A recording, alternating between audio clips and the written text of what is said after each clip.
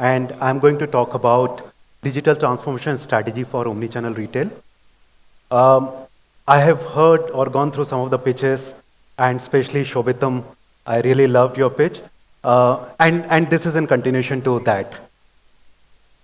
Uh, Omnichannel transformation is a major shift in the mindset, right? It is changing. It needs time. It needs investment. It needs a definite money, right? And omnichannel dynamics are changing very rapidly. Technology is disrupting fashion industry very rapidly. The technology which is relevant today may not be relevant next year, and we have seen many examples of that. Customers are more demanding, supply chain is shrinking, deliveries, orders are almost instant. They want delivery today, maximum tomorrow. They don't want to wait. And this is the most critical one size fit all approach does not work. What does that mean? That we cannot put customers in a segment, right? You have to have customer specific offerings wherever you do. So how do we create an omnichannel strategy in this kind of a complex environment? It starts with brilliant basics. What do we mean by that? As I said, digital transformation is a huge investment. So if you start getting into every line of business, you get into omnichannel, you get into social channel, you get into every other thing, that's when the focus shifts. And we have to keep things simple.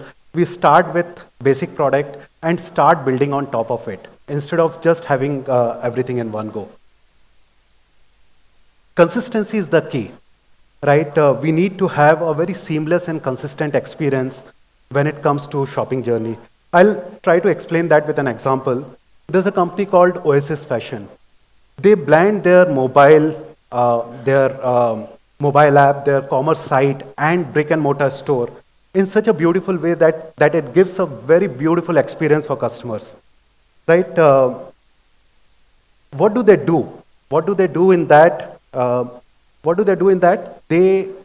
Their stores associates are equipped with a tab, and that tab has entire history of the customers.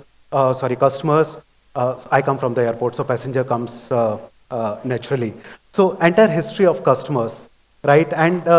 And they know each and every detail of the customers, that what they've been browsing on the platform, what products they've added in the cart. So when they come to the shop floor, they interact with the customers in their own language. They help them provide all the necessary information what they've been looking for. And that iPad also becomes a cash register, so they can actually close the sales then and there. And that's the experience we have to give to our customers when we talk about true omnichannel. A very critical one is cohesive journey, not a string of loosely assembled feature. Again, I explained this with a great example, a great admirer of Disney. So when you book a Disney experience in Disneyland, they provide you with a Disney experience app. And everything for that entire trip, you can actually plan in that Disney experience app. Be it where do you want to eat, where do you want to shop. Even if getting a fast access pass, you can do it on that experience app. It will also give you entire information on which ride is free, which ride is available, and also navigate you to there. And on top of it, same device can be used to make any payments for whatever you are eating there or shopping there. And that's a true experience, right? So it is like one shop for everything. You're just so hooked onto this app that when you are in Disneyland, you will not get out of this. When you work on a true omnichannel, you have to listen to customer feedback, and you have to capture that at every touch point. These feedbacks helps you in refining your product, making your product better. A great example of that is how Apple has used NPS surveys, right? So they've made an additional revenue of around $25 million by using NPS survey. What they've done is that they've taken the data of NPS data and all the deterrents or people who have given negative feedback, they've started interacting with those customers. First, they were able to convert most of those detractors into Apple users, And second, wherever they could not, they've actually started taking that feedback and started building that in the product, which has given them great experience in the long run. Customer value creation, it is what we say is that we should always focus on customer journeys.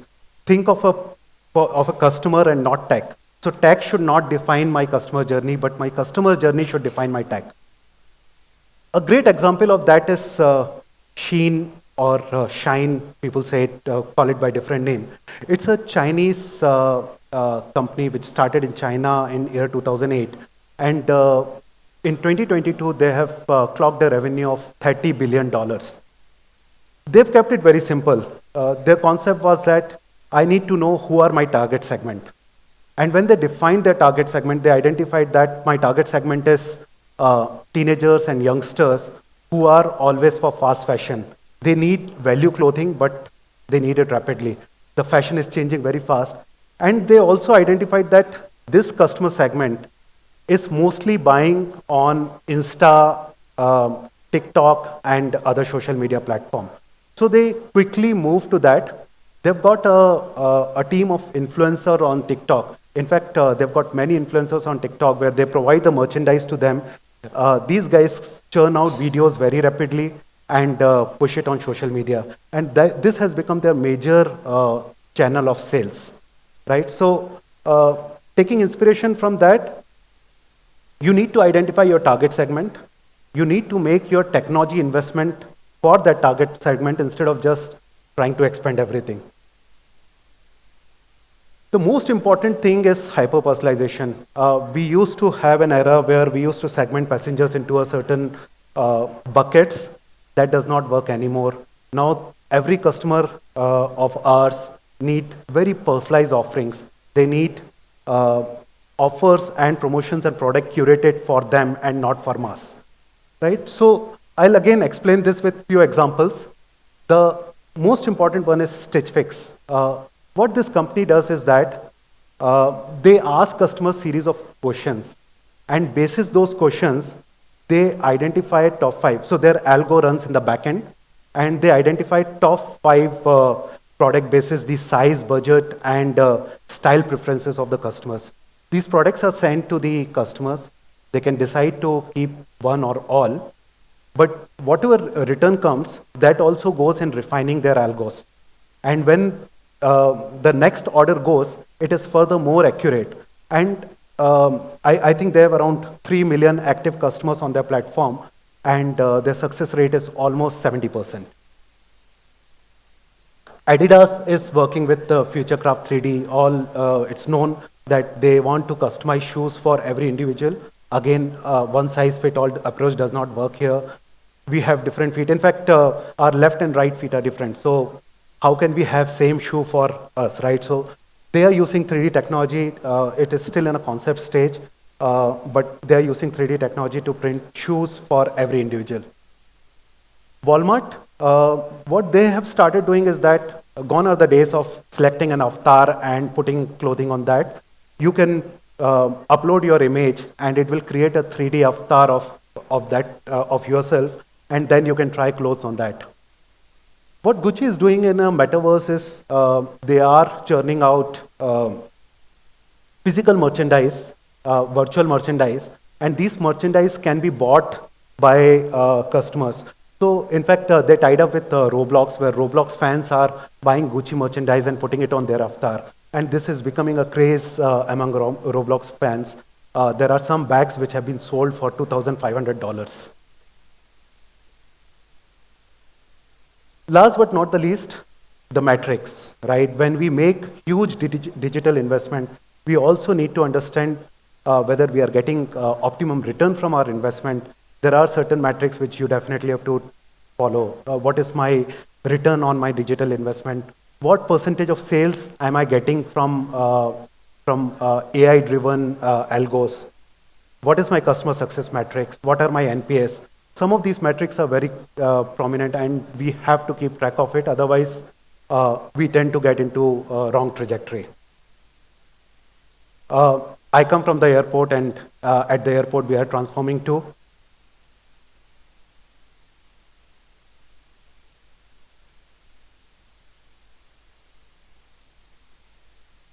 It's an airport, it's a mall.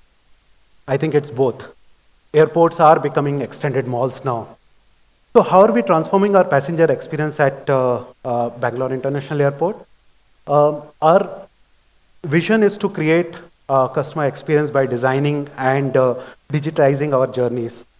There are 5 pillars which we work on very actively, which is transforming the business, uh, which is like continuous innovation of products and services. We are in Silicon Valley of India, so we need to have innovative products, and we are churning it out fast.